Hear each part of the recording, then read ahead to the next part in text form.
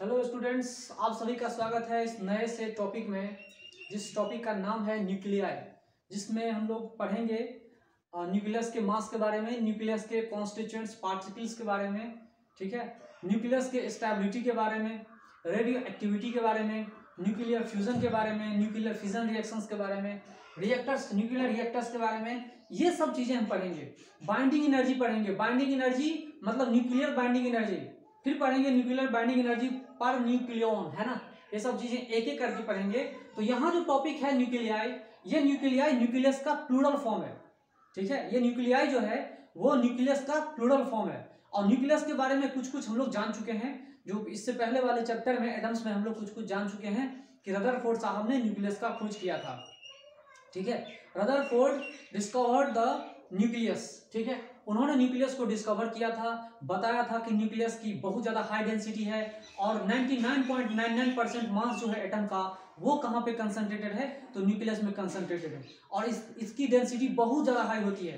तो इस चैप्टर में हमें न्यूक्लियस के बारे में पढ़ना है, न्यूक्लियस की स्टेबिलिटी, कांस्टेंट पार्टिकल्स, प्रॉपर्टीज पढ़नी है, ठीक है। तो चैप्टर स्टार्ट करते हैं न्यूक्लियाई, ठीक है। चैप्टर स्टार्ट करते हैं न्यूक्लियाई, जिसमें हमें न्यूक्लियस से कुछ प्रॉपर्टीज को भी पढ़ने हैं, ठीक है। प्रॉपर्टीज को पढ़ने से पहले मास मेजरमेंट पढ़ते हैं। मास मेजरमेंट हम लोग यहाँ पे दो तरह से बहुत सारे तरीकों से करते हैं, ठीक है। तो मास मेजरमेंट करने का बहुत तरीका कैसे हम लोग डिसाइड करते हैं। देखो, कभी कभी हम जाते हैं ना, दुकान पे जाते हैं तो क्या बोलते हैं, 2 किलो चीनी चाहिए, 5 किलो आलू चाहिए, 6 किलो प्याज चाहिए, ठीक है। केजी में बात करते हैं, फिर कहीं कहीं पे ग्राम में बात करते हैं, कहीं कहीं मिलीग्राम में बात करते हैं, कहीं कहीं माइक्रोग्राम में बात करते हैं, ठीक है। तो ये सब जो है मार्केट में जो सब्सटेंसेस हैं, किलोग्राम, ग्राम, मिलीग्राम, माइक्रोग्राम, ये सब छोटे छोटे मास मेजरमेंट हैं जो हम लोग नॉर्मली करते हैं। तो मास मेजरमेंट का एक नॉर्मल मेथड जो आप जानते हैं, ठीक है। लेकिन न्यूक्लियाई चैप्टर में हमें जो इस्तेमाल करना है, हमें जो दो तरह के मास मेजरमेंट पढ़ने हैं, दो तरह के जो टाइप्स हैं मास मेजरमेंट के, वो हमें समझना है। और उस मास को मेजरमेंट करने के लिए, छोटे छोटे मासेस को मेजरमेंट करने के लिए हम दो तरह के यूनिट का इस्तेमाल करते हैं, दो तरह के फॉर्मूले का इस्तेमाल करेंगे, दो तरह के डिफिनीशन का इस्तेमाल करेंगे, दो तरह के कॉन्सेप्ट का इस्तेमाल करेंगे। यहाँ पे हमने एक स्केल को डिफाइन किया और फिर यहाँ पे मास एनर्जी फॉर्मूला, मास एनर्जी इक्विवेलेंट फॉर्मूला जो है आइंस्टाइन के द्वारा दिया गया था, उसका हम लोग यूज करेंगे। तो मास मेजरमेंट जो हो रहा है वो दो तरह से हम लोग करेंगे यहाँ पर, ठीक है। नॉर्मल मास मेजरमेंट की बात मैं नहीं करता हूँ, केजी, मिलीग्राम, ये सब बातें भी नहीं करेंगे। यहाँ पे हम लोग कर रहे हैं दो तरह का मेथड। एक है एएमयू, एटॉमिक मास यूनिट। क्या है? AMU, atomic mass unit. दूसरा क्या है? मास एनर्जी इक्विवेलेंट। दूसरा क्या है? मास एनर्जी इक्विवेलेंट। ये जो मास एनर्जी इक्विवेलेंट है ये भी हम लोग पढ़ेंगे अच्छे से। पहले हम लोग पढ़ते हैं एटॉमिक मास यूनिट, ठीक है। एटॉमिक मास यूनिट में क्या होता है वो हमें समझना है, जानना है, ठीक है। एटॉमिक मास यूनिट में जो हमें पढ़ना है वो हम क्लियर कट बताएंगे आपको कि ये एटॉमिक मास का यूनिट एक ऐसा यूनिट है जो बहुत बहुत छोटे मेजरमेंट, बहुत बहुत छोटे मासेस को मेजरमेंट करके बताता है, जिसको मेजरमेंट करने के लिए हम लोग क्या करते हैं, मास स्पेक्ट्रोमीटर का इस्तेमाल करते हैं। We use the mass spectrometer to measure the very very small masses. बहुत कम स्मॉल मासेस को मेजरमेंट करने के लिए मास स्पेक्ट्रोमीटर का इस्तेमाल करते हैं। तो यहाँ पे एटॉमिक मास यूनिट को डिफाइन करेंगे। सबसे पहले हम लोग क्या करते हैं, एटॉमिक मास यूनिट को डिफाइन करेंगे, जो केमिस्ट्री में भी इस्तेमाल होता है और फिजिक्स में भी बहुत सारे जगहों पे इस्तेमाल होता है। एटॉमिक मास यूनिट, इसका शॉर्ट फॉर्म है एएमयू। एएमयू, एएमयू का मतलब ये मत समझना कि अलीगढ़ मुस्लिम यूनिवर्सिटी, इसका मतलब ये नहीं है capital A, capital M, capital U होना चाहिए, लेकिन यहाँ पे समझना एटॉमिक मास यूनिट, ये नहीं कि अलीगढ़ मुस्लिम यूनिवर्सिटी। तो यहाँ पर एएमयू का मतलब है, इसको शॉर्ट फॉर्म में और शॉर्ट फॉर्म करते हैं तो आता है यू। एटॉमिक मास यूनिट को यू सिंबल से हम लोग जानते हैं। तो एक एटॉमिक मास यूनिट को हम कैसे डिफाइन करते हैं, how will you define the one atomic mass unit और वन यू, ठीक है। वन यू को हम लोग कैसे डिफाइन करेंगे, तो उसका डिफिनीशन है 1/12 ऑफ, उसका डिफिनीशन है 1/12 ऑफ, देखो डिफिनीशन है 1/12 of mass of, 1/12 of mass of C12 isotope of carbon atom. मतलब C12 carbon atom, C12 carbon है, C मतलब कार्बन, 12 मतलब इसका मास, एटॉमिक मास ठीक है। और सी क्या है, एटॉमिक नंबर किसका है, कार्बन एटम के। कार्बन एटम के बहुत सारे आइसोटोप पाए जाते हैं। आइसोटोप के बारे में बताएंगे कि सेम एटॉमिक नंबर और डिफरेंट मास नंबर होते हैं, उसको हम आइसोटोप कहते हैं। ठीक है, तो चलिए डिफाइन करते हैं वन एटॉमिक यूनिट को। This is equal to mass, this is equal to one atomic mass unit. ठीक है, एएमयू। तो one U is equal to कितना लिखा हुआ है, one mass of one C12 atom. C12 तो कार्बन के 12 एटम जो है उसके मास डिवाइडेड बाय 12। डिफिनेशन में है भाई, मैं अपने मन से नहीं कर रहा हूं, बहुत सारे साइंटिस्ट ने कहा कि 1/12 the mass of one carbon 12 atom. ठीक है, तो ये 1/12 का मतलब तो हम समझ गए, कोई दिक्कत नहीं है। लेकिन एक कार्बन का जिसमें एटॉमिक मास 12 है, उसके एक एटम का मास कैसे फाइंड करेंगे, क्या तरीका है इसके मास को फाइंड करने का। ये जो मैंने कहा आपको, मास ऑफ वन कार्बन एटम, इसे हम कैसे फाइंड करेंगे ये बताइए। तो उसके लिए हम लोग मोल कॉन्सेप्ट का इस्तेमाल करेंगे, जो केमिस्ट्री में भी आपको आता है और फिजिक्स में भी आता है। ये आपको बहुत अच्छे से समझाएगा। ठीक है, देखिए मोल कॉन्सेप्ट का मतलब क्या होता है कि मोल कॉन्सेप्ट में आपको बताया गया होगा कि वन मोल जो है एक नंबर होता है। वन मोल क्या होता है, एक नंबर होता है जिसकी वैल्यू होती है 6.022 point something into 10⁻23 number of particles, number of objects. ठीक है, नंबर ऑफ ऑब्जेक्ट्स, लेकिन इतना नंबर तो किसी इंसान का भी नहीं होगा, काउंटेबल सबस्टांसेस के नहीं होंगे। तो इलेक्ट्रॉन, प्रोटॉन्स, एटम्स, मॉलिक्यूल्स हो सकते हैं, कोई दिक्कत नहीं है, इसीलिए मोल कॉन्सेप्ट का यूज करते हैं।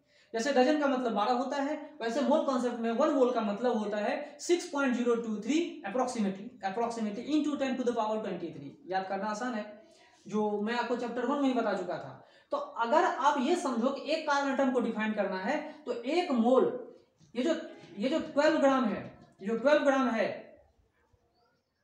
ग्राम है एटॉमिक मास यूनिट, किसका मास है भाई, किसका मास है, तो कार्बन एटम के 1 मोल का मास है। और 1 मोल में कितनी संख्या पाई जाती है, 1 मोल में कितने नंबर होते हैं, तो 1 मोल में पाया जाता है 6.023 इंटू 10⁻23 पार्टिकल्स पाए जाते हैं, जिसका मास है 12 ग्राम। 12 ग्राम मतलब 1 मोल ऑफ कार्बन एटम का कितना मास होगा भाई, तो 12 ग्राम है। ठीक है, इतने पार्टिकल्स हैं कार्बन एटम का, जिसका मास इतना है। तो एक पार्टिकल का मास कितना होगा, एक पार्टिकल का मास कितना होगा, 12/6.023 इंटू 10⁻23 ग्राम में है, जिसको केजी में कन्वर्ट कर देंगे, है ना। तो केजी में कन्वर्ट हमने कर दिया इस तरह से। तो अब जो हमारे पास इक्वेशन आएगा, वो हमारे जो हमारा वैल्यू आएगा वो इतना ही आएगा, 1.992647 इंटू 10⁻26 केजी। सीधा सा बात है, आसान चीज है, कोई मुश्किल चीजें नहीं है, आसान है समझना। पहले मोल कॉन्सेप्ट का यूज करेंगे। उसमें भी बताया आपको क्या, उसमें बताया इसका भी 1/12, इसका ही 1/12। तो और आसानी से आप समझ सकते हैं कि अगर इसमें 1/12 है तो 12 से 12 इसको डिवाइड करेंगे, तो क्या लिखेंगे, 1 ग्राम बाई, आसानी समझ सकते हैं, 1 ग्राम बाई 0.023 इंटू 10⁻23। ठीक है, और जो भी है इंटू 10⁻−3। तो इस तरह से आप केजी में भी लिख सकते हैं, कोई दिक्कत नहीं, आसान था समझना, इसे कोई मुश्किल चीज नहीं है। It is very simple thing, बहुत आसान है समझना। ओके, चलिए फिर आगे चलते हैं। यहां मैंने आपको बता दिया वन एटॉमिक मास यूनिट का सिंपल सा डिफिनीशन भी बता दिया, फॉर्मूला बता दिया, उसकी वैल्यू भी बता दिया, कितना आएगा भाई। तो यहाँ पे देखिए, तो एग्जैक्ट वैल्यू जाएगी 1.660539 इंटू 10⁻⁻27 केजी। ठीक है, वन एटॉमिक मास यूनिट का वैल्यू कितना है, 1.660539 इंटू 10⁻⁻27 केजी। ये जो वैल्यू आएगा वो इतना ही आएगा, कैलकुलेट करके देखो, बात समझ में आ जाएगी। ठीक है, तो चलिए इतनी बातें तो हमें समझ में आ गई। अब मास स्पेक्ट्रोमीटर का कहाँ इस्तेमाल करते हैं, बहुत छोटे मासेस के लिए, एक्यूरेटली मेजरमेंट करने के लिए, मासेस को मेजरमेंट करने के लिए हम लोग मास स्पेक्ट्रोमीटर का इस्तेमाल करते हैं। We use the mass spectrometer to measure very small quantities of matter। ठीक है, बहुत कम क्वांटिटी को मेजर करने के लिए, बहुत छोटे मासेस को मेजरमेंट करने के लिए हम लोग मास स्पेक्ट्रोमीटर का इस्तेमाल करते हैं। ठीक है, आगे बढ़ते हैं हम लोग फिर। ओके,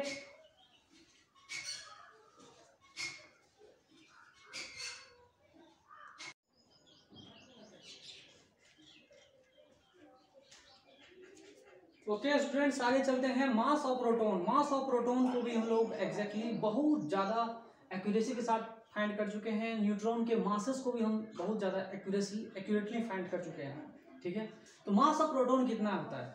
एटॉमिक मास यूनिट में अगर लिखना चाहेंगे, एक सिंगल प्रोटॉन की मास कितनी है, तो 1.00727 यूनिट है। क्या ये क्या एटॉमिक मास यूनिट है? ठीक है, यूनिट ही समझो। तो ये क्या है, ये यूनिट कैसा है? छोटे छोटे बहुत छोटे ऐसे छोटे मासेस को मेजरमेंट करने के लिए इस यूनिट का इस्तेमाल करते हैं। ठीक है, यहाँ देखिए 1.00727 यूनिट एटॉमिक मास यूनिट है। इसी को वन एटॉमिक यूनिट को हम क्या लिख सकते हैं? 1 एटॉमिक मास यूनिट को हम लोग क्या लिख सकते हैं? तो जितना वैल्यू मैंने बताया था वही वैल्यू से पुट कर दो। ठीक है, इससे इसे मल्टीप्लाई कर दो, कितना आएगा? 1.67262 इंटू 10⁻⁻27 kg। इतना मास जो आता है प्रोटॉन का आता है। कैसे आया वो समझिए, एक हाइड्रोजन एटम में, समझिए बात को कि एक हाइड्रोजन एटम में क्या क्या होता है। तो यही एक हाइड्रोजन एटम है जिसमें एक भी न्यूट्रॉन नहीं है।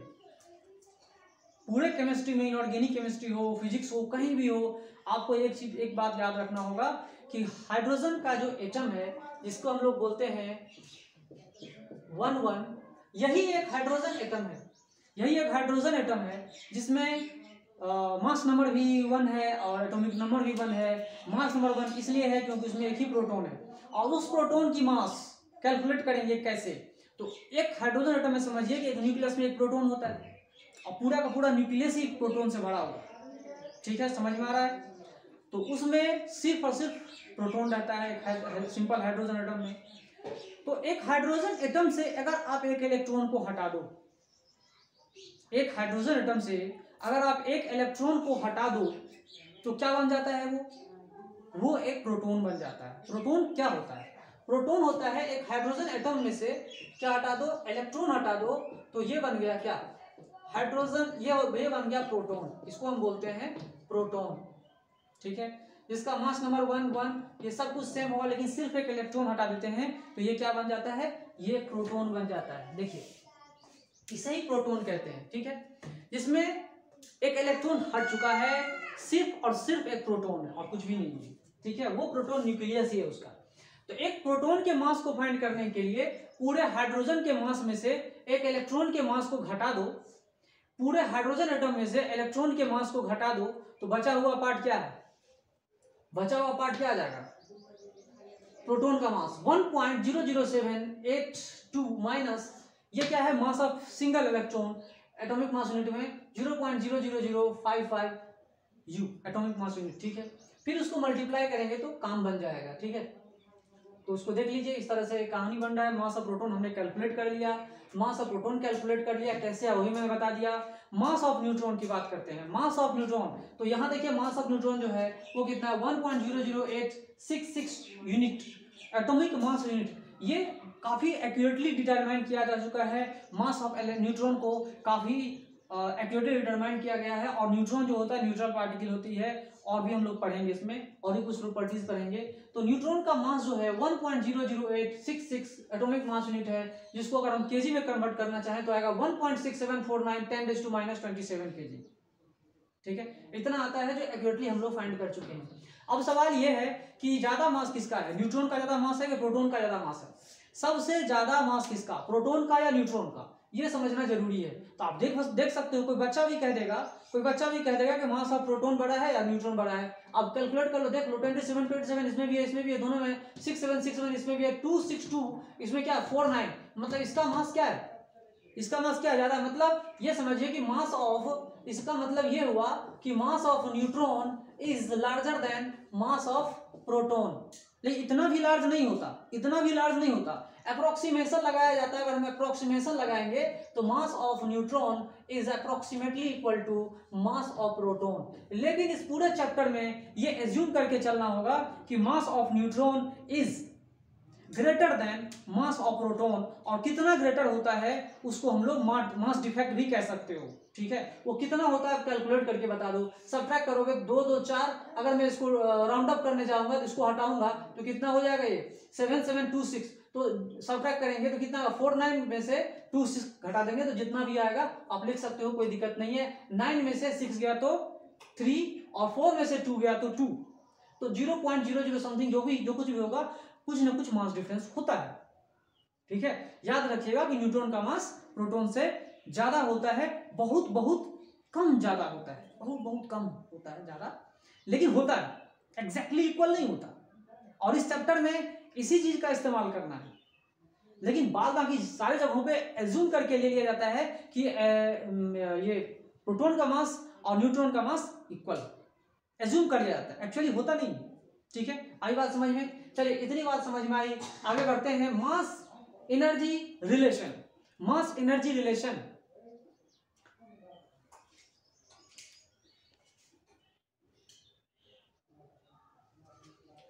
ये जो मास एनर्जी रिलेशन है, ये special theory of relativity by Einstein. उन्होंने, आइंस्टाइन साहब ने क्या किया था, स्पेशल थ्योरी ऑफ रिलेटिविटी के द्वारा ये बताया था कि एनर्जी जो है मास से जुड़ा हुआ है। एनर्जी किससे जुड़ा हुआ है? मास से जुड़ा हुआ है, mc²। c का मतलब speed of light, 3 × 10⁸ metre per second. Mass m is the mass of object, e is the energy. Energy mass relation, क्या रिलेशन है? What is the relation between energy and mass? ये क्या actually energy है, ये क्या है actually energy. ठीक है, this is the energy and this is the mass speed of square, इतना हम समझ सकते हैं। तो अगर मैं मास को डिफाइन करना चाहूं, इस तरह से मास को डिफाइन कर सकते हैं, m is equal to energy by c², ये भी लिख सकते हैं, कोई दिक्कत नहीं है। मास को हम इस तरह से भी एक्सप्रेस कर सकते हैं, कोई दिक्कत नहीं है। ठीक है, आई बात समझ में? तो चलिए इतनी बात समझ में आ गई तो बहुत अच्छी बात है। अब क्या करते हैं, अब हमें क्या करना है, अब हमें यह रिलेशन तो पता चल गया कि एनर्जी मास से जुड़ा हुआ है। तो अगर किसी ऑब्जेक्ट का मास ज्यादा होगा मतलब उसमें ज्यादा एनर्जी होगी।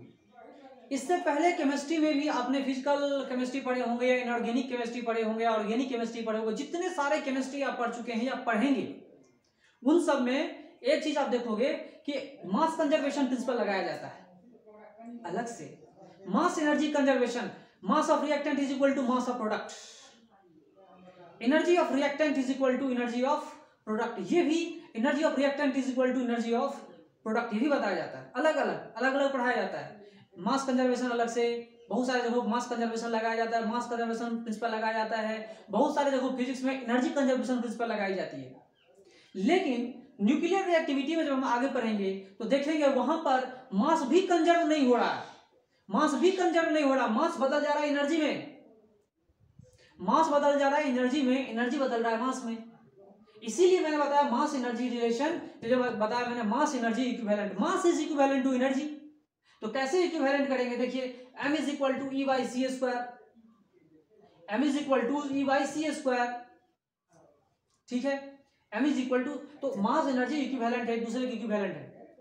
ठीक है, एनर्जी बाई सी स्क्वायर को मास कह सकते हैं, डिफाइन कर सकते हैं। ठीक है, तो 1 kg कोई भी ऑब्जेक्ट है, 1 kg उसका मास, ठीक है, और उसी ऑब्जेक्ट का आधा kg मास, ज्यादा एनर्जी किसमें होगी? जलाने में, गायब करने में, गायब करने में। अगर मान लो कोई जादू है, मान लो ये मार्कर है, ये मार्कर है, मान लो ये 20 ग्राम का हो, मान लो ये 20 ग्राम का है। ठीक है, इसमें लिखा हुआ तो कहीं नहीं है, जितना भी है, अगर जितने भी ग्राम का हो, मान लो ये 30 ग्राम का है। ठीक है, अगर मैं पूरा इसको गायब कर दूं तो क्या होगा? अगर मैं जला दूं इसको तो क्या होगा? अगर मैं इसको पूरा जला दूं तो क्या होगा? कितनी एनर्जी लिबरेट होगी, कितनी एनर्जी लिबरेट होगी? वो कहीं ना कहीं इससे मास से जुड़ा हुआ था। जब इसको जलाएंगे तो गायब हो जाएगा, ये गायब हो जाएगा, और गायब होने के बाद जो एनर्जी एटमॉस्फेयर में आएगा वो उतना ही एनर्जी आएगा जितना इस मास के अंदर में कंटेंट था। मतलब ये हुआ कि मास के अंदर एनर्जी है और एनर्जी के अंदर मास है। ठीक है, मैंने बार बता चुका हूं, energy can neither be created not destroyed but it can be converted from one form to another. मतलब एनर्जी को एक फॉर्म से दूसरे फॉर्म में कन्वर्ट कर सकते हैं, लेकिन एनर्जी को हम प्रोड्यूस नहीं कर सकते, डिस्ट्रॉय भी नहीं कर सकते। आई बात समझ में? ये बात आपको समझना चाहिए। तो अगर मैं कागज जला दूं तो उसकी कुछ ना कुछ एनर्जी होगी। तो अब सवाल ये है कि 1 किलो सोना जलाओ और 1 किलो रुई जलाओ, क्या दोनों की एनर्जी सेम होगी? इसी बेसिस पे जो हमारे बिहार के साइंटिस्ट थे, जो अभी अब इस दुनिया में नहीं है, वशिष्ठ नारायण जो हैं, उन्होंने क्वेश्चन रेज किया था कि 1 किलो कोई भी सब्सटेंस हो, उनका अगर मास दोनों का सेम हो जाए, ठीक है, उनका मास अगर सेम हो जाए तो क्या उतना ही एनर्जी प्रोड्यूस करेंगे? जरा सोच के बताना, ठीक है। उन्होंने इस फॉर्मूले को गलत बताया था, लेकिन न्यूक्लियर रिएक्टिविटी या न्यूक्लियर जितने सारे न्यूक्लियर रेडियो एक्टिविटी है, सब में इसका यूज किया गया था, इसको मास डिफेक्ट करके समझा गया था, ठीक है। तो वो सब चीजें समझिए, उन्होंने ज्यादा सोच लिया था, कहना गलत नहीं था, ठीक है। उन्होंने ज्यादा सोचा था, दिमाग था उनके पास, सोचा उन्होंने, ठीक है, कि कैसे हो सकता है 1 किलो रुई और 1 किलो सोना, 1 किलो चांदी, 1 किलो मिट्टी, ये सब के सब एक ही एनर्जी, एक ही जैसा एनर्जी कैसे दे सकते हैं, ठीक है। एक जनरल आदमी भी सोच सकता है इस चीज को, तो आप सोचो समझो। लेकिन ये चैप्टर में ये फॉर्मूला सही है, ये फॉर्मूला सही है, इसका मतलब मास जो है वो कितना है, एनर्जी बाई c² दिया हुआ है, ठीक है। तो चलिए एक, और ये नेचर ऑफ सब्सटेंस पे डिपेंड नहीं करता, ये नेचर ऑफ सब्सटेंस पे डिपेंड नहीं करता, लेकिन हो सकता है नेचर पर, सब्सटेंस के नेचर पर डिपेंड करे। लेकिन मैंने यहाँ आपको ये बता दिया कि ये जो है कहीं कहीं पे मास डिफेक्ट भी कहते हैं, ये मैटर के नेचर पर डिपेंड नहीं करता, सिर्फ मैटर के मास पे डिपेंड कर रहा है, ठीक है। चलिए आगे बढ़ते हैं। यहाँ पे फाइंड कीजिए 10 ग्राम ऑफ सब्सटेंस, एनर्जी कितनी है। 10 ग्राम कोई सब्सटेंस में अगर आपको दूध दे रहा हूं तो बताओ उसमें एनर्जी कितनी है, वो जरा बताओ मुझे, कैलकुलेट करिए, 1 मिनट का काम है ये, ज्यादा समय नहीं लगेगा। बताओ कि 10 ग्राम मटेरियल में कितनी एनर्जी कंटेंट है।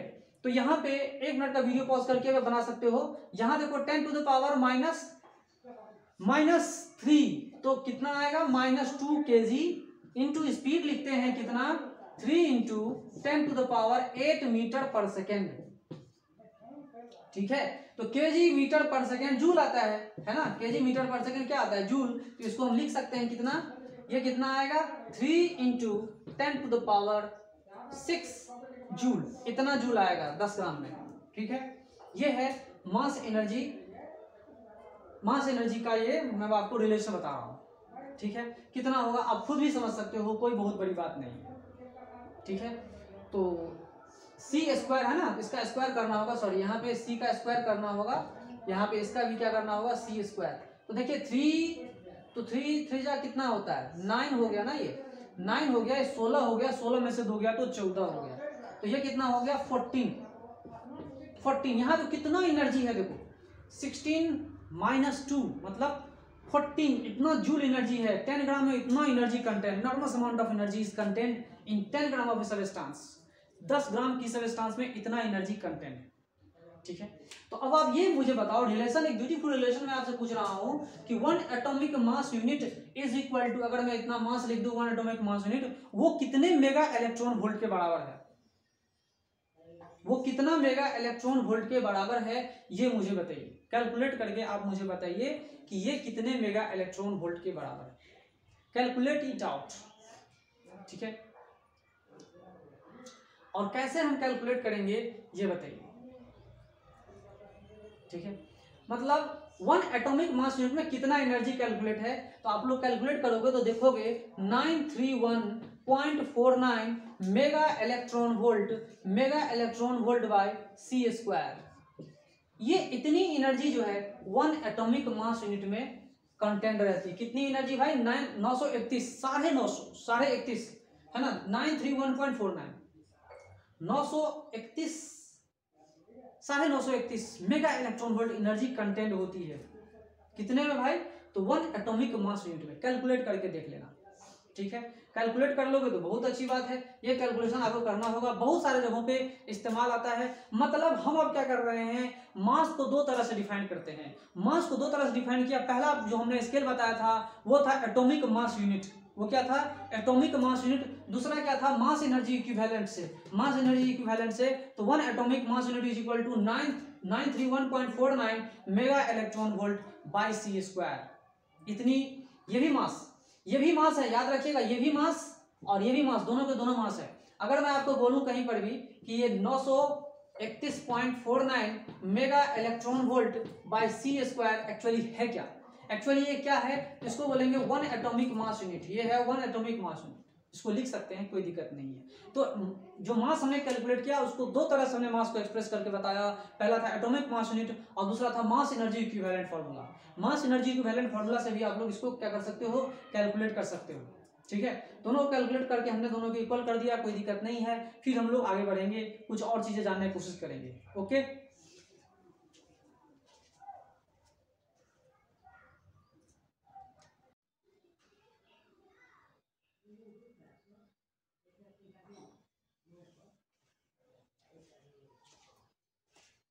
हेलो स्टूडेंट्स, अब बहुत ही इंपॉर्टेंट टॉपिक को हम स्टार्ट करने वाले हैं, बहुत इंपॉर्टेंट वीडियो हम स्टार्ट कर रहे हैं अभी। समझिएगा, ये टॉपिक आपको क्लास 9th में भी काम आएगा और केमिस्ट्री में भी काम आएगा, फिजिक्स में तो काम आ ही रहा है। ठीक है, एटम्स की कुछ प्रॉपर्टीज पढ़ते हैं। एटम्स में समझिए बहुत तरह के एटम्स होते हैं। ठीक है, बहुत तरह के एटम्स होते हैं। अगर उनको हम क्लासीफाई करें आइसोटोप में, आइसोटोन में, आइसोबार में, तो गलत नहीं होगा। ठीक है, आइसोटोप किसे कहते हैं, आइसोटोन किसे कहते हैं, आइसोबार किसे कहते हैं। ठीक है, ये सब चीजें हमें समझना है। इन सब चीजों को समझने से पहले बताओ पहले ये कि एटॉमिक नंबर होता क्या है। What do you mean by atomic number. Atomic number का मतलब क्या, एटॉमिक नंबर का मतलब ये कि जिसमें चाहे कोई आयोन हो, चाहे न्यूट्रल एटम्स हो, जो भी स्पीसीज हैं, उनमें सेम नंबर ऑफ प्रोटॉन्स रहने चाहिए। क्या रहने चाहिए, same number of protons. Atomic numbers मतलब number of protons content in an atom और आयोन। ठीक है, सिंपल एग्जैक्ट डिफिनेशन यही है, नंबर ऑफ प्रोटॉन्स। ठीक है, number of protons is called atomic number. Then you can define the atomic number as number of protons in a neutral atom और an ion. ठीक है, हर जगह एप्लीकेबल है ये नंबर ऑफ प्रोटॉन्स। ठीक है, ये एप्लीकेबल है, बहुत अच्छा डिफिनेशन है एटॉमिक नंबर का, हर जगह वैलिड है, चाहे एटम हो, आयोन हो, हर जगह वैलिड है ये। लेकिन अगर मैं कहूँ number of electrons atomic number में, तो हर जगह एप्लीकेबल नहीं होता है। नंबर ऑफ इलेक्ट्रॉन्स मतलब न्यूट्रल एटम्स में आप एटॉमिक नंबर को डिफाइन कर सकते हो। अगर मैं एटॉमिक नंबर को बोलूँ in terms of number of electrons, तो आप बोल सकते हो number of total number of electrons in a neutral atom. किसी न्यूट्रल एटम में टोटल नंबर ऑफ इलेक्ट्रॉन्स कितने हैं उसे हम बोलते हैं एटॉमिक नंबर। ठीक है, लेकिन अगर आयोन हो जाए, आयोन में केटाइन है, एनाइन है, जो कुछ भी है, उसमें कैसे हम डिफाइन करेंगे, तो उसको डिफाइन करने के लिए हम लोग क्या करते हैं, नंबर ऑफ प्रोटॉन्स हम लोग बोलेंगे। ठीक है, ये डिफिनेशन हर जगह एप्लीकेबल है, एटम्स में भी, न्यूट्रल एटम्स में भी और आयन्स में भी। ठीक है, चलिए एक बात तो समझ में आई। दूसरा है न्यूट्रॉन नंबर। न्यूट्रॉन नंबर क्या कहते हैं, तो न्यूक्लियस में जितने सारे न्यूट्रॉन्स है उसी को न्यूट्रॉन नंबर कहते हैं। ये कोई आश्चर्य वाली बात नहीं है। न्यूट्रल पार्टिकल है न्यूट्रॉन। ठीक है, न्यूट्रॉन क्या है, न्यूट्रल पार्टिकल है। चलिए मास नंबर क्या है, मास नंबर कैसे डिफाइन करेंगे, तो ये मास नंबर का मतलब होता है number of protons plus number of neutrons in A nucleus. किसी न्यूक्लियस में कितने प्रोटॉन हैं, कितने न्यूट्रॉन हैं, इन दोनों के सम को हम क्या बोलते हैं, मास नंबर कहेंगे। ठीक है, मास नंबर। ठीक है, इस तरह से हम लिख सकते हैं, कोई दिक्कत नहीं है। तो ब्यूटीफुल रिलेशन आ रहा है, ब्यूटीफुल रिलेशन ये आ रहा है कि atomic mass number is equal to atomic number plus neutrons number, इन दोनों का सम होता है। A is equal to Z plus N, A is equal to Z plus N. ठीक है, और केमिकल सिंबल को हम लोग एक्स से डिनोट करते हैं। केमिकल सिंबल को डिनोट करना होगा, हम लोग क्या करते हैं, एक्स सिंबल से हम लोग केमिकल एलिमेंट को डिनोट करते हैं। ठीक है, और केमिकल एलिमेंट को डिनोट करने का ये फॉर्मूला क्या है, एक्स लिख दिया हमने। ठीक है, चलिए अब आगे बढ़ते हैं। आइसोटोप। आइसोटोप क्या होता है, काफी छोटी छोटी सिंपल टर्म्स है, काफी छोटी छोटी टर्म्स है, इसको समझना जरूरी है। ठीक है, और काफी आसान है समझना, डिफिनीशन ही तो है, ज्यादा कुछ थोड़ी है। तो यहाँ पे देखिए आइसोटोप का डिफिनेशन समझते हैं क्या होता है। आइसोटोप का मतलब होता है atoms of an element. Atoms of an element का मतलब समझिए, atoms of same element, atoms of same element. Element क्या होना चाहिए, सेम होना चाहिए। एन एलिमेंट मतलब atom, that element is fixed. Atoms of an element, atoms of a fixed element, atoms of an fixed element having same proton number, same atomic number.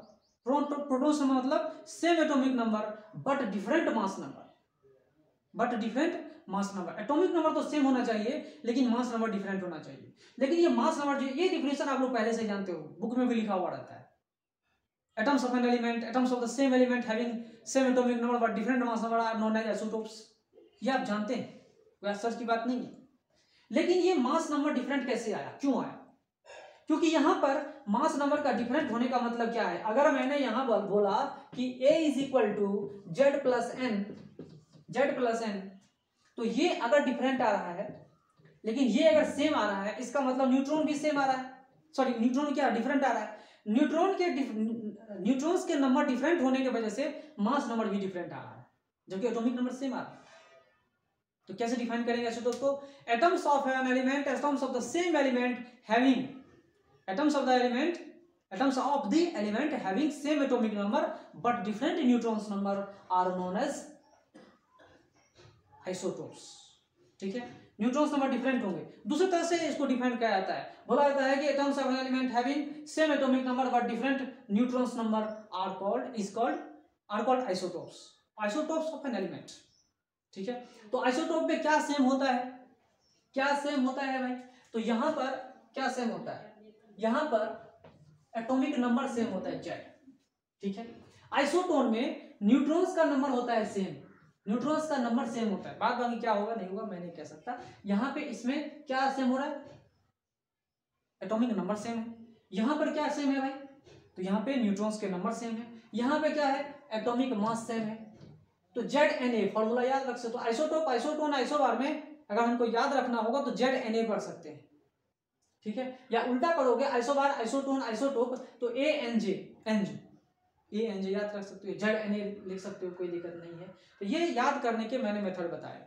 Isotope का मतलब ये होता है, जैसे ही मैंने बता दिया सेम एटॉमिक नंबर का मतलब ये होता है कि ये एटॉमिक नंबर ऑफ प्रोटॉन्स। तो न्यूट्रल एटम की बात मैं करूं, अगर मैं न्यूट्रल एटम की बात करूं तो उसमें नंबर ऑफ प्रोटॉन्स जो होंगे, नंबर ऑफ इलेक्ट्रॉन्स जो होंगे, तो number of electrons he chemical reaction से पार्टिसिपेट करते हैं। तो एटॉमिक नंबर डिसाइड करता है उसकी किसी एटम की केमिकल प्रॉपर्टीज को, ना कि उसका न्यूट्रॉन्स का, ना कि केमिकल प्रॉपर्टीज न्यूट्रॉन्स के ऊपर डिपेंड करती है। ठीक है, किसी भी सब्सटेंस की केमिकल प्रॉपर्टीज किसके ऊपर डिपेंड करती है?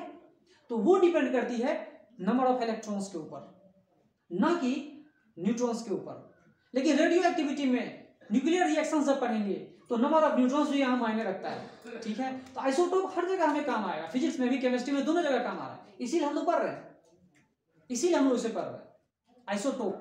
समझ में आ रहा है? तो आइसोटोप की केमिकल प्रॉपर्टीज सेम हो सकती है लेकिन न्यूक्लियर प्रॉपर्टीज सेम नहीं हो सकती। ठीक है, क्योंकि बहुत सारे आइसोटोप ऐसे होते हैं जो रेडियो एक्टिव होते हैं। बहुत सारे कार्बन के आइसोटोप ऐसे हैं जो रेडियो एक्टिव हो जाते हैं। कुछ लोग स्टेबल होते हैं, कुछ जो आइसोटोप है स्टेबल है, कुछ अनस्टेबल है, कुछ बहुत ज्यादा अनस्टेबल है। तो कुछ स्टेबल है मतलब कुछ देर तक उसे हम ऑब्जर्व कर सकते हैं लैब में, लेकिन कुछ इतने अनस्टेबल होते हैं कि नेचर में फ्री स्टेट पाए ही नहीं जाते। और कुछ तो आइसोटोप इतने स्टेबल होते हैं जिनकी एविडेंस नेचर में भरपूर है, बहुत ज्यादा, थोड़ा मोड़ा नहीं, बहुत ज्यादा। मतलब अपने ही जाति में, अपने ही एटम्स में, अपने ही डिफरेंट एटम्स में उनकी जनसंख्या बहुत ज्यादा है। आई बात समझ में? तो इसी आइसोटोप से रिलेटेड मैं और कुछ आपको बताऊंगा। ठीक है, लेकिन इस बात को याद रखिएगा कि आइसोटोप क्या होता है। आइसोटोप केमिस्ट्री में पढ़ेंगे, उनकी सेम केमिकल प्रॉपर्टीज होती है, लेकिन यहाँ पे इनकी न्यूक्लियर प्रॉपर्टीज सेम नहीं होती, क्योंकि डिफरेंट नंबर ऑफ न्यूट्रॉन्स होते हैं। डिफरेंट नंबर ऑफ न्यूट्रॉन होने की वजह से सारे एटम की रेडियो एक्टिविटी सेम नहीं होती। कोई स्टेबल होते हैं, कोई अनस्टेबल होते हैं। जो स्टेबल होते हैं रेडियो एक्टिव नहीं होते हैं, हाईली स्टेबल है वो रेडियो एक्टिव नहीं है, जो अनस्टेबल है रेडियो एक्टिव होते हैं। ओके, आगे चलते हैं।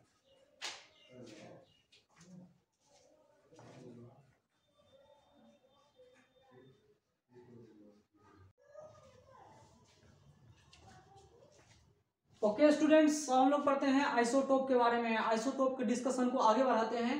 देखिए कार्बन के कितने आइसोटोप है? आइसोटोप मैंने बताया था एटॉमिक नंबर सेम होना चाहिए लेकिन मास नंबर डिफरेंट होनी चाहिए। ठीक है, क्या क्या होनी चाहिए? Atomic number same, mass number different. 11, 12, 13, 14 ये इतने सारे हमने यहाँ पे आइसोटोप सब कार्बन बता दिया। ठीक है, इतने सारे कार्बन का आइसोटोप है, 4 कार्बन का isotope, atomic number same, mass number different. इसमें से कुछ जो होते हैं कार्बन के आइसोटोप वो अनस्टेबल होते हैं। ठीक है, क्या होते हैं? अनस्टेबल होते हैं, मतलब वो नेचर में पाए नहीं जाते हैं, डिकम्पोज करते हैं, डीके करते हैं। फिर वो खास करके ये मरने के बाद इसका रेशियो और इसका रेशियो जो है घटते जाता है, ठीक है, बॉडी में। ये जो है इसको आप जानते ही हैं, बाद बाकी ये सब रेयर है। तो चलिए हम लोग पढ़ते हैं आइसोटोप के बारे में। कार्बन के इतने सारे आइसोटोप बताए, same atomic number but different number of neutrons number different, मतलब different number of mass number, ठीक है। हाइड्रोजन का देखिए तीन आइसोटोप डिफरेंट न्यूट्रॉन्स, एक न्यूट्रॉन एक्स्ट्रा हाइड्रोजन एटम से, एक हाइड्रोजन एटम। ये इस हाइड्रोजन एटम से ज्यादा न्यूट्रॉन किसका होता है? ड्यूटेरियम का होता है, और इस हाइड्रोजन से दो ज्यादा न्यूट्रॉन ट्रिटियम का होता है, ठीक है। ये हाईली अनस्टेबल होता है, बहुत अनस्टेबल होता है, और आर्टिफिशियली लैब में प्रोड्यूस किया जाता है इसको, लेकिन नेचर में नहीं पाया जाता।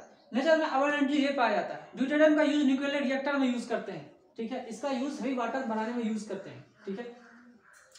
तो मासेस को जो हमने डिफाइन किया था एटॉमिक मास यूनिट, वो देखा गया है कि जो हाइड्रोजन एटम की जो मास है ना, देखा गया है कि जितने सारे, अगर पहले ये समझो कि जितने सारे एटॉमिक मास, जितने सारे न्यूट्रल एटम्स हैं, जितने सारे न्यूट्रल एटम्स हैं, सबको अगर हम एटॉमिक मास यूनिट पे, एटॉमिक मास यूनिट स्केल पे मास का मेजरमेंट करें, तो उसमें से सारे इलेक्ट्रॉन के मास को भी हमें कंसीडर करना होगा। So for the measurement of mass of A neutral atom, for the measurement of mass of the neutral atom, all the electrons mass is also included. जितने सारे इलेक्ट्रॉन्स, सबके मास को भी इंक्लूड करके हम लोग निकालते हैं एटॉमिक मास यूनिट, ठीक है। एटॉमिक मास यूनिट प्रिसाइजली बहुत सारा चीज बताता है, एग्जैक्टली एटम्स का मास बताता है, ठीक है। तो जितने सारे न्यूट्रल एटम्स हैं, सबको हम लोग एटॉमिक मास यूनिट में एक्सप्रेस करेंगे, तो उसमें इलेक्ट्रॉन्स के नंबर, इलेक्ट्रॉन्स के मास को भी इंक्लूड करेंगे। जैसे हमने प्रोटॉन्स के बारे में बताया था, ठीक है। तो इतनी सारी बात मैंने आपको बताया, ठीक है। तो प्रोटॉन का मास तो हम लोग समझ गए, लेकिन जितने सारे एटम्स और भी पाए जाते हैं, उनको एब्जॉर्ब किया गया है, देखा गया है कि वो जो है अगर हम उनका मास इंटीग्रल वैल्यू की बात करें, तो उनका एटॉमिक मास यूनिट, अगर हम जितने सारे न्यूट्रल एटम्स हैं, वो जितने सारे न्यूट्रल एटम्स हैं नेचर में, उन सब का मास एटॉमिक मास यूनिट में इंटीग्रल वैल्यूज ऑफ एक हाइड्रोजन एटम के बराबर होता है। आई बात समझ में? जितने सारे एटम्स आप देखते हो नेचर में, उन सब का मास अगर मैं एक्सप्रेस करूं, तो integral value of mass of atomic unit में मास ऑफ हाइड्रोजन एटम आप कंसीडर कर सकते हो, कोई दिक्कत नहीं, ठीक है। एक हाइड्रोजन एटम का मास जितना होता है, उसी के इंटीग्रल वैल्यूज पे जितने सारे एटम, सबका मास हम एक्सप्रेस कर सकते हैं, ठीक है, नॉर्मली देखा गया। चलिए यहाँ हाइड्रोजन, ड्यूटेरियम, हाइड्रोजन की मास की बात करते हैं 1.0078 unit atomic mass unit. Deuterium कितना है? 2.0141 यूनिट, जबकि यहाँ पे 2 है, ये ज्यादा हो रहा है। एक्सेस कहाँ गया भाई? समझ सकते हो, 1 ये एक्स्ट्रा इसमें भी जा रहा है, 3 इसमें भी एक्स्ट्रा, अप्रोक्सीमेटली हम लेते हैं, यहाँ पर अप्रोक्सीमेटेड ले रहे हैं, ये अप्रोक्सीमेटेड है, ये नंबर है, ये क्या है? नंबर, ये नंबर है 3, 2, 1, लेकिन ये क्या है? एग्जैक्ट मास, ये क्या है? इनका मास है, जो एटॉमिक मास यूनिट में हम एक्सप्रेस करके रखते हैं, ठीक है। तो ये तो रेयर है, चलिए कोई बात नहीं है। आगे चलते हैं, एटॉमिक मास को हम लोग कैसे एक्सप्रेस करते हैं वही समझते हैं। मान लो क्लोरीन के दो आइसोटोप, एक क्लोरीन 1735, दूसरा एक 1737, ठीक है। एटॉमिक मास यूनिट में इसका मास देखते हैं, तो एक एटम का मास है 7, कितना है? 34 इसका कितना मास होगा?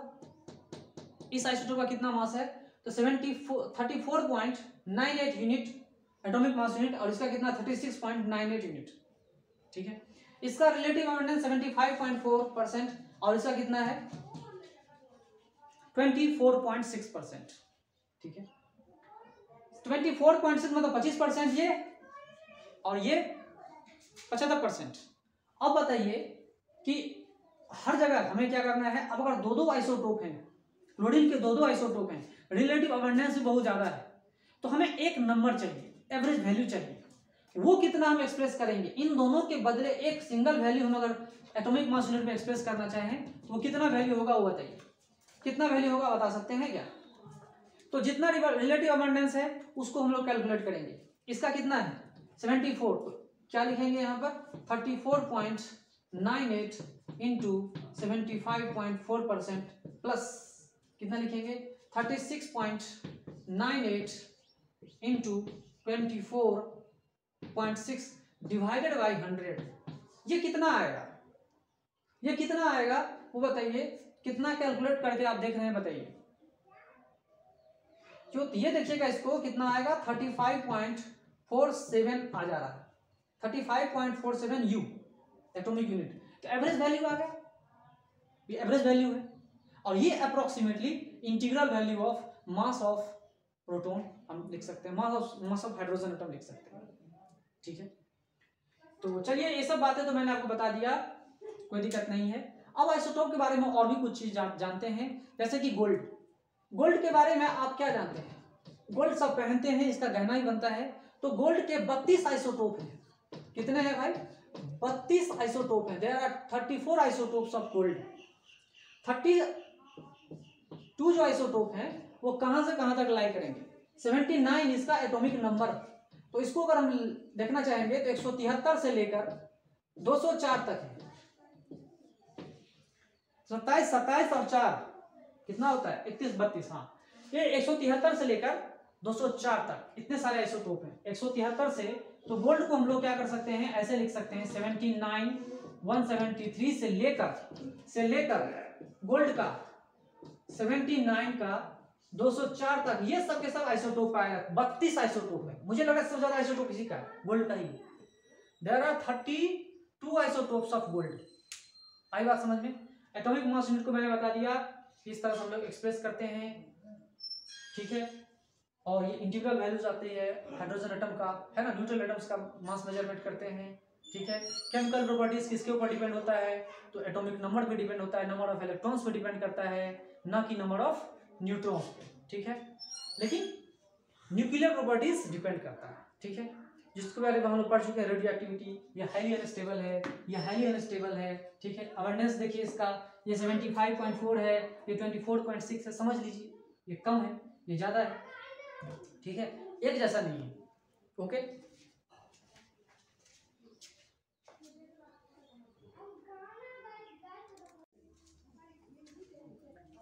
ओके स्टूडेंट्स, आगे बढ़ते हुए हम लोग पढ़ते हैं आइसोटोन एंड आइसोबार।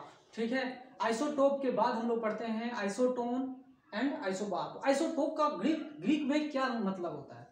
ग्रीक में आइसोटोप का मतलब होता है एट द सेम प्लेस। तो पीरियोडिक टेबल में आइसोटोप सेम जगह पे पाए जाते हैं, मतलब उनका एटॉमिक नंबर सेम है, इलेक्ट्रॉनिक कॉन्फ़िगरेशन सेम है, मतलब सेम केमिकल प्रॉपर्टीज है, लेकिन डिफरेंट न्यूक्लियर प्रॉपर्टीज हो सकती है क्योंकि डिफरेंट नंबर ऑफ न्यूट्रॉन्स है, different number of mass number है ना। अगर चलते हैं आइसोटोन का मतलब क्या होता है? आइसोटोन, ठीक है, आइसोटोन्स का मतलब क्या होते हैं? ऐसे न्यूक्लियाइड्स, ऐसे न्यूक्लियस, ऐसे न्यूक्लियाइड। न्यूक्लियाइड का मतलब क्या होता है? न्यूक्लियाइड का मतलब क्या होता है? बहुत सारे न्यूक्लियस, बहुत सारे एटम्स, है ना। Nuclides with same neutron number, एक डेफिनेशन ये समझो, nuclides with same neutron number are called isotones. Same number of neutrons, nuclides having the same number of neutrons are called isotones. ठीक है, तो यहां देखिए न्यूट्रॉन्स का जनसंख्या संख्या कितनी है यहाँ पर? C14 में कितना है? तो घटा देंगे इसके, ये क्या है? मास नंबर, ये क्या है? Atomic number. तो न्यूट्रॉन्स का नंबर कितना? 14 में से 6 गया तो 8। इसमें देखिए 8 क्या आ रहा है भाई? न्यूट्रॉन्स का नंबर। इसमें कितना आ रहा है? 8। इसमें कितना आ रहा है? 8। इसमें कितना आ रहा है? 8। सब में 8 आ रहा है। यहां देखिए कितना आ रहा है? यहां देखिए कितना आ रहा है? ये देखिए 8 और देखिए मर्क्यूरी एंड गोल्ड है, तो यहां देखिए 8 इसमें से और इसके इसमें से घटाएंगे कितना होगा? 11। ठीक है, 118। इसमें कितना है? 8 और 118, सब में एक जैसा आ रहा है। तो ये दोनों आइसोटोन है, ये दोनों आइसोटोन है और ये चारों भी आइसोटोन है। ठीक है, तो nuclides having same number of neutrons are known as isotones. Nuclides मतलब बहुत सारे एटम्स के हैं, एक टाइप के एटम्स नहीं। यहाँ पे, यहाँ कार्बन है, नाइट्रोजन है, यहाँ देखिए कार्बन है, यहाँ नाइट्रोजन है, यहाँ ऑक्सीजन है, फ्लोरीन है, अलग अलग एटम्स है, एक एटम नहीं है, सेम एलिमेंट नहीं है, सेम एलिमेंट नहीं है। यहाँ कार्बन एलिमेंट, यहाँ नाइट्रोजन एलिमेंट, यहाँ ऑक्सीजन एलिमेंट, यहाँ फ्लोरीन एलिमेंट, सब एलिमेंट्स अलग अलग, सबका क्या अलग अलग है यहाँ पर देखिए। तो मास नंबर भी अलग, मास नंबर भी अलग, एटॉमिक नंबर भी अलग। तो क्या लिखते हैं हम लोग, atomic mass number, mass number is equal to क्या, atomic number and neutrons number. ठीक है, तो देखिए यहाँ पे मास नंबर अलग अलग, mass number different different, mass number different, और डिफरेंट क्या आ रहा है इसमें, और डिफरेंट क्या आ रहा है, एटॉमिक नंबर सब डिफरेंट डिफरेंट आ रहे हैं, लेकिन ये क्या आ रहा है, सेम आ रहा है, सेम। ठीक है, तो मास नंबर में जो चेंज आ रहा है इस केस में आइसोटोन में only due to change in number of protons, number of protons के चेंज होने की वजह से, बाद बाकी न्यूट्रॉन क्या है, सेम है। ठीक है, तो बात को समझिए, डिफरेंट इसमें क्या क्या, तो डिफरेंट को याद रखना मुश्किल है, तो हमने एक चीज याद रखा, सेम क्या, तो न्यूट्रॉन सेम, तो ये याद रखना आसान है, सेम न्यूट्रॉन लेकिन डिफरेंट क्या, तो मास नंबर और एटॉमिक नंबर। आइसोबार पे चलते हैं, आइसोबार क्या कहता है, nuclides with same mass number, nuclides with same mass number are known as isobars. तो न्यूक्लियाइड्स देखिए, C16 नाइट्रोजन 16 ऑक्सीजन 16 और फ्लोरीन 16 इस तरह का हम लोग पढ़ते हैं। देखिए क्या है इसमें कहानी, 6 7 8 9, फिर यहां पर ये एटॉमिक नंबर, या यही फॉर्मूले का यूज करेंगे हम लोग, इसी का हम लोग यूज करेंगे यहाँ पर।